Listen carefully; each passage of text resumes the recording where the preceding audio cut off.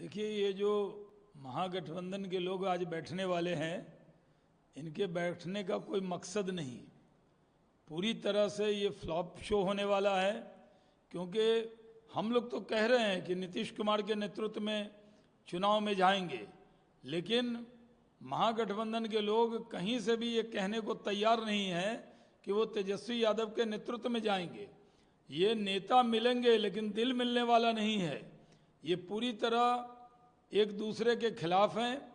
Congress party Tejashwi Yadav को नेता मानने को तैयार नहीं, और तेजस्वी यादव कांग्रेस पार्टी को 70 सीट देने को तैयार नहीं है। खुद उनके एक अलायंस के साथी मुकेश सहनी कहते हैं कि वो तेजस्वी यादव सीएम होंगे और वो डिप्टी सीएम होंगे। तो फिर कांग्रेस के लोग क्या करेंगे? लेफ्ट के लोग क्या करेंगे? आधा दर्जन डिप्टी सीएम बनाएंगे क्या? जिस वोट बैंक की राजनीति करते हैं उनको क्या देने वाले हैं? एक जाति का सीएम बनाएंगे, फिर जिनका वोट लेते हैं उनके बारे में क्या विचार करने वाले हैं? और जो माई समीकरण कहते हैं उस पर तो उनको क्या देने वाले हैं? माई समीकरण सिर्फ MY, यानी आप नेता बनेंगे और एक समाज का वोट ले लेंगे और उनको कोई प्रतिनिधित्व नहीं देंगे, तो पूरा द्वंद्व है। अभी बंदर बांट अभी हो रही है, जबकि ये अलायंस बुरी तरह हारने वाला है। और इस अलायंस के अंदर इस बार 23 से भी कम सीट राजद को आने वाली है, और हमारा जो अलायंस है, जो नीतीश कुमार जी के नेतृत्व में लड़ेगा, वो 200 के पार जाने वाला है, और हम लोग निश्चित बिहार में सरकार बनाने वाले हैं। तो ये बात हो गई ना कांग्रेस पार्टी के लिए कि बेगानी शादी में अब्दुल्ला दीवाना, कोई पूछ नहीं रहा है लेकिन सबसे आगे आगे। देखिए, तेजस्वी यादव बिहार के कांग्रेस के नेता को घास नहीं डाल रहे हैं। तेजस्वी यादव कहते हैं हम बात सीधे करेंगे खड़गे साहब से, राहुल गांधी से, और यहाँ के नेताओं को कोई महत्व नहीं दे रहे हैं। वहाँ दिल्ली जाकर बातचीत की, उन लोगों ने कहा कि देखिए नरेंद्र मोदी जी का दौरा हो रहा है, अमित शाह जी का दौरा हो रहा है, तो क्या किया जाए। तो इन्होंने एक बैठक रख ली ताकि ये सुर्खी में बने रहें। बैठक का नतीजा कुछ निकलने वाला नहीं है। तेजस्वी यादव को बैठक में उसके जो घटक दल हैं वो नेता मानने को तैयार नहीं है। कांग्रेस पार्टी 70 सीट मांग रही है और तेजस्वी यादव उसको देने को तैयार नहीं है। मुकेश सहनी खुद ही अनाउंस कर रहे हैं कि वो डिप्टी सीएम होंगे, तो फिर अन्य दल के लोग क्या करेंगे, ये भी सवाल बहुत बड़ा खड़ा हुआ है। माई समीकरण की बात कर रहे हैं, वक्फ के मामले में मुस्लिम समाज को भड़का तो रहे हैं, लेकिन मुस्लिम समाज को क्या इस बार कोई प्रतिनिधित्व देने वाले हैं? ये भी बड़ा सवाल देश में उभर रहा है। बंगाल चलते हैं सर, वहाँ वायलेंस लगातार हो रहा है। ममता बनर्जी आरोप लगा रही है BSF पे, ये प्री प्लान कर। देखिए, ममता बनर्जी पूरी तरह भाषा की मर्यादा तोड़ रही हैं, जो संवैधानिक व्यवस्था है उस पर हमला कर रही हैं।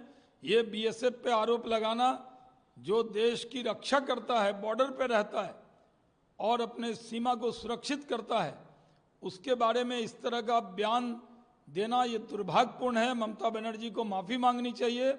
जो मुर्शिदाबाद में और बंगाल में जो आग लगी हुई है, उसकी सबसे बड़ी जिम्मेदारी ममता बनर्जी की है। जिस तरह कल मुस्लिम संगठन की बैठक में जाकर उन्होंने तुष्टीकरण की प्रकाष्ठा कर दी, जिस तरह से वहाँ पर भड़काऊ बयान दिया, ये बहुत दुर्भाग्यपूर्ण है। मामला अभी अदालत में है और सुप्रीम कोर्ट सुनवाई कर रहा है, इसलिए वक्फ के मामले पर अभी बहुत ज़्यादा ज्ञान देने की किसी को ज़रूरत नहीं है। वक्फ मामले पर हम अपना JPC में चर्चा करके, फिर हम लोगों ने पार्लियामेंट में 12-12, 16-16 घंटे की चर्चा करके ये बिल पास करके लेके आए हैं। और अगर मामला ये सुप्रीम कोर्ट में है तो उनको इंतज़ार करना चाहिए, न कि इस पर बयानबाजी करना चाहिए। और वक्फ के सम्मेलन में जाकर जिस तरह की बयानबाजी उन्होंने की है, ये बहुत दुर्भाग्यपूर्ण है। ये सुप्रीम कोर्ट का भी अपमान है।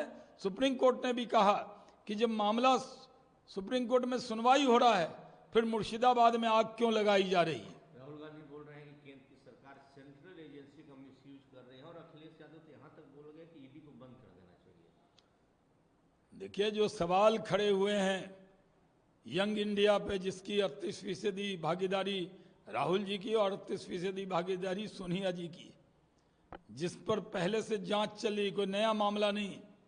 अब चार्जशीट हो रही तो इसको लेकर बेचैनी है।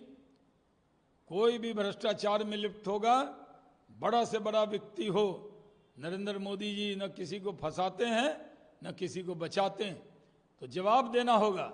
लेकिन अखिलेश यादव और राहुल गांधी अब बीजेपी पे हमला करते करते, सरकार पे हमला करते करते अब ईडी पे हमला करने लगे हैं, लेकिन जवाब तो देना ही पड़ेगा। रॉबर्ट वाड्रा कह रहे हैं कि बताए सरकार की ये जो हमसे मुझसे पूछताछ हो रही है, इसके पीछे मोटिव क्या है आपका? रॉबर्ट वाड्रा साहब को जवाब देना होगा। मोटिव तो ईडी में उनसे सवाल हुए हैं, और जो सवाल है उससे दाएं बाएं मत भागिए, नेता मत बनिए। अभी आप किसी नेता के पद पे नहीं हैं, सिर्फ परिवार के, एक नेहरू गांधी परिवार के सदस्य के नाते नेता की तरफ बयानबाजी बंद कीजिए, और आपको जो ईडी के सवाल हैं उसका जवाब दीजिए।